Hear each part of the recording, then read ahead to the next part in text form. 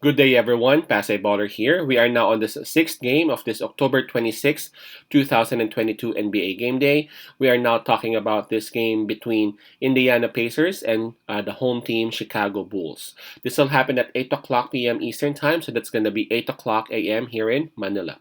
I am just inviting everyone who have not subscribed yet to our YouTube account or YouTube channel, Pasay Baller. Please click on the subscribe button below. At the same time, hit on that bell logo. That way, automatically, you guys will be receiving notifications whenever new videos are uploaded. All right, so let's talk about these two teams. All right, let's take a look at their record first.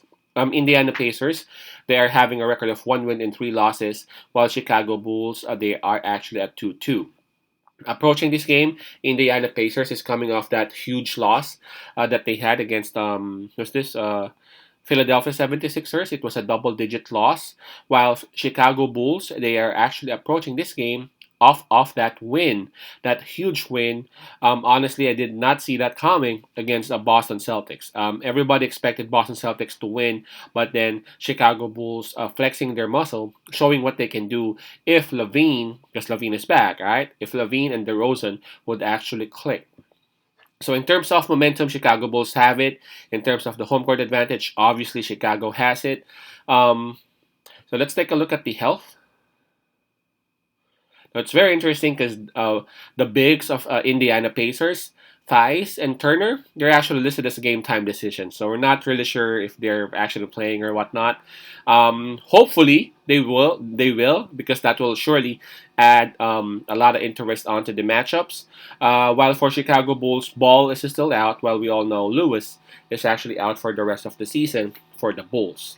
The spread is at minus 7.5 for Chicago Bulls. Now, with that huge win that Chicago had over a very powerful team, Boston Celtics, that minus 7.5 must be an easy pick in for a lot. And I gotta be honest, this one's tough. Again, with what I said, because of what Chicago did, beating Boston Celtics double digits. It's very easy for one to pick Chicago Bulls right now at minus 7.5. But if you have watched Indiana Pacers' games at that previously, Indiana Pacers, they have been pushing, they have been fighting. Out of those 4 games that they've had, there's just one that they weren't able to cover. Indiana Pacers on their first loss, they were down by like, I don't know, 20, 21 points, but they really pushed up to the end and they just lost by around 7. On that second loss that they had, that was against the San Antonio Spurs. Man, they were down by like 20 points. I was watching that game, but then Halliburton, along with his boys, young and talented boys, talk about their rookies, man, and their bigs. And we're not even talking about Turner and Tice yet. And there's a possibility that they would actually suit up. I just don't know. Um, they were able to cut the lead down up to 1 point. That was against San Antonio Spurs, and then they just ended up losing by 3. So they were able to cover that as well. The only one that they weren't able to cover was against that red hot Philadelphia 76ers the other day around. So I'm actually looking at Indiana Pacers to really lose this game, but I'm thinking of them being able to cover the spread.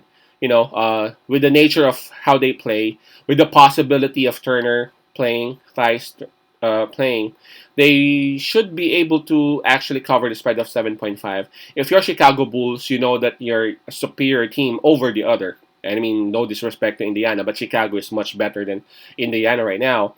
And you just had Levine back for, I don't know, a couple of days. And of course, you have DeRozan, you have your bigs. I mean, you have Vucevic out there. You don't want to give them a lot of minutes right now. Not on this game. What I'm trying to say is they would manage the minutes or the time given to those players, especially they know that they have this one almost at the back even before the jump ball has started. So plus 7.5 towards Indiana Pacers is what I'm looking at, and again this is a high risk. But yeah, amongst the two, I'm picking Indiana Pacers, and I'm looking at Indiana Pacers right now as that kind of team right now, pushing towards the end. Just not able to really cover, or not really able to like captured the actual game.